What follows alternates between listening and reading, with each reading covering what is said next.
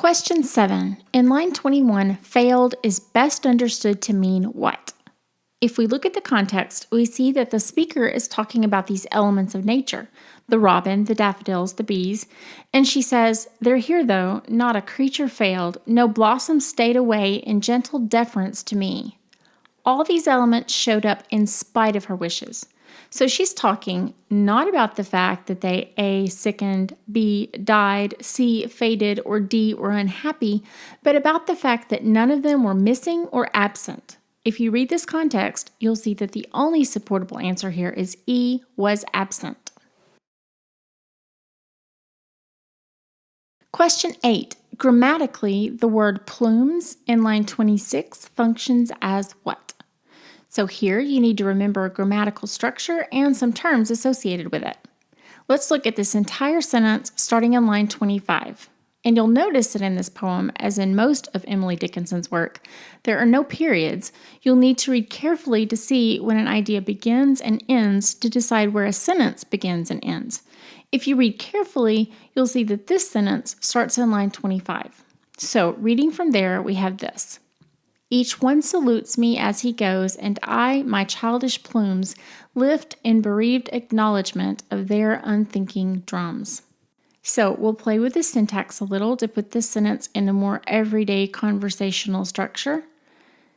Each one salutes me as he goes, and I lift my childish plumes in bereaved acknowledgement of their unthinking drums. Once we've done that, we see that plumes are what are being lifted.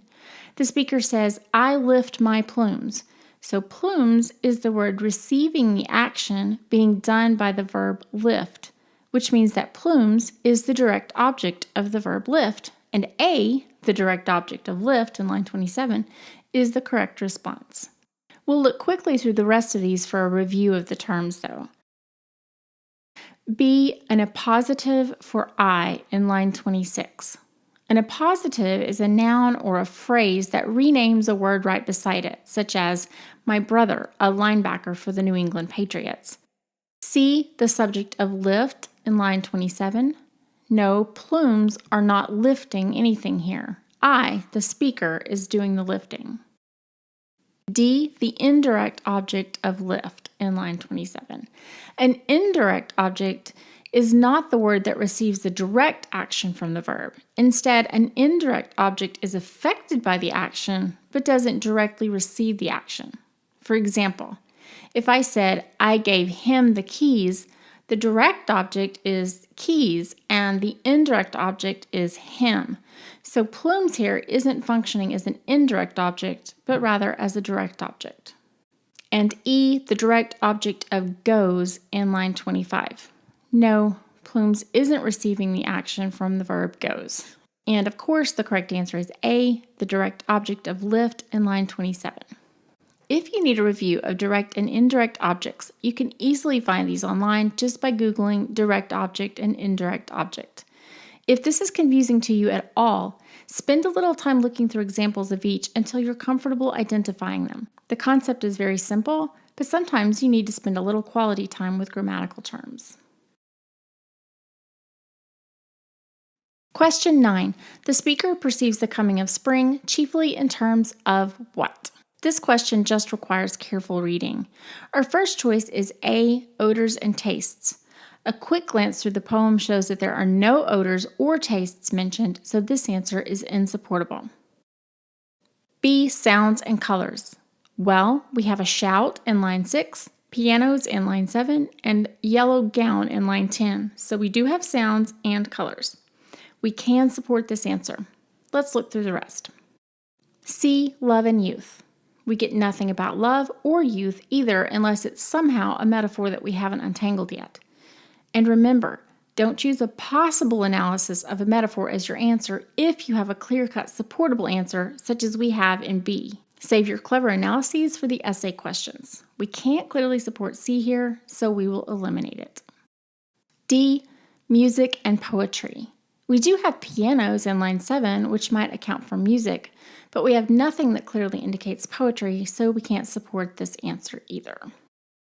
E, shapes and textures. You might think that the yellow gown that pierces indicates a texture, but even if it does, we don't have anything about shapes. So this answer should also be eliminated, and the best, most clearly supportable answer is B, sounds and colors.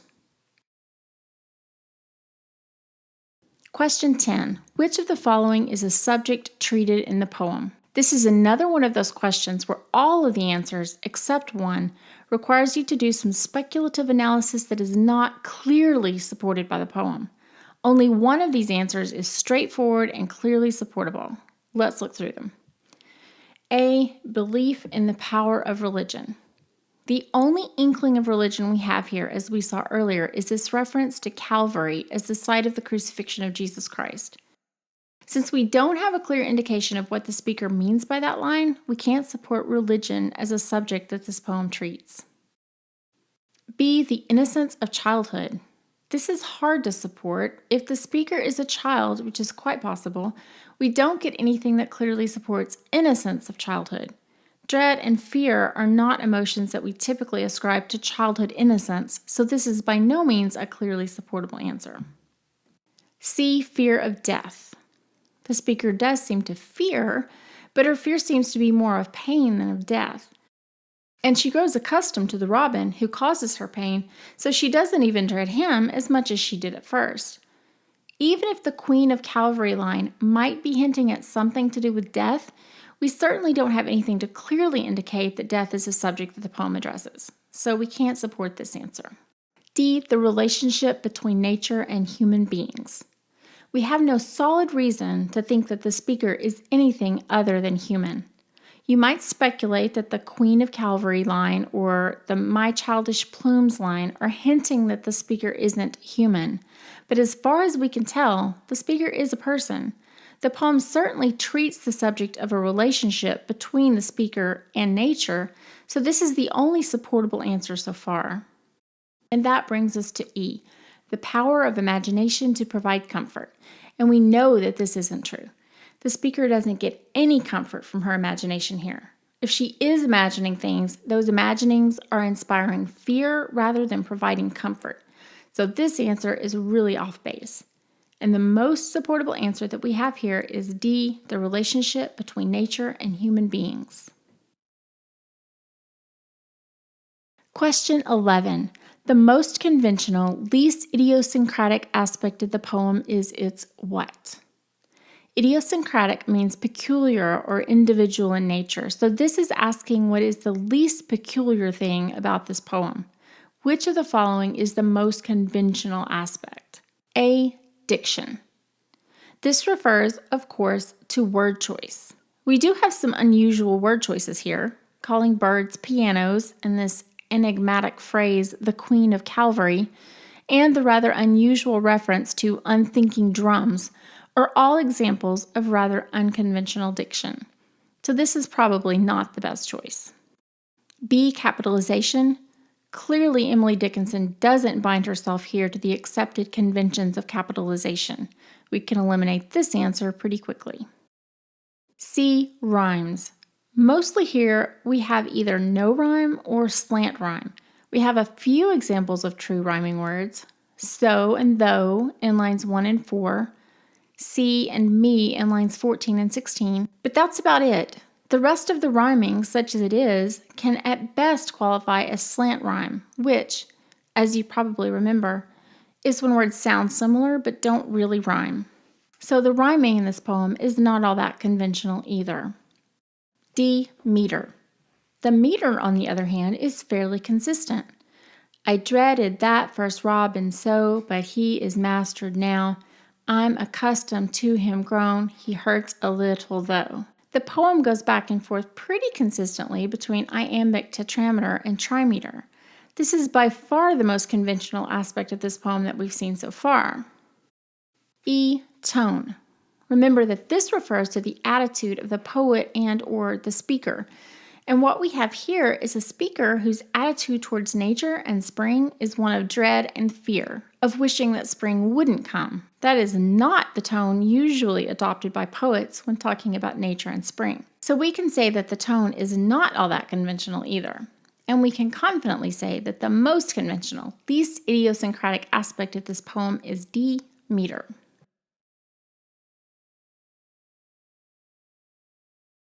Question 12. The sentiments expressed in the poem are closest to those expressed in which of the following quotations from other poets?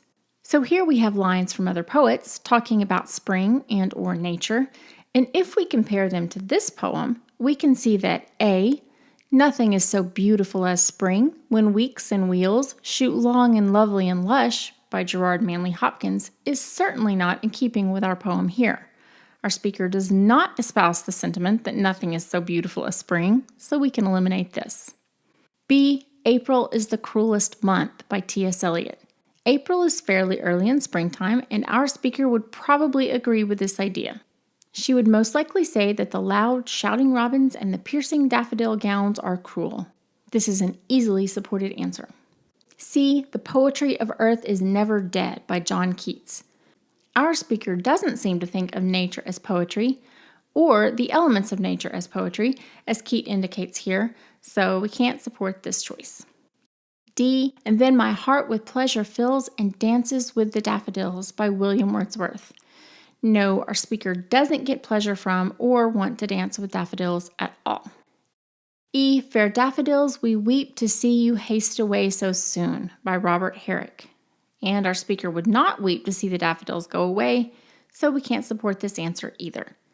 And the best response is B, April is the cruelest month, by T.S. Eliot.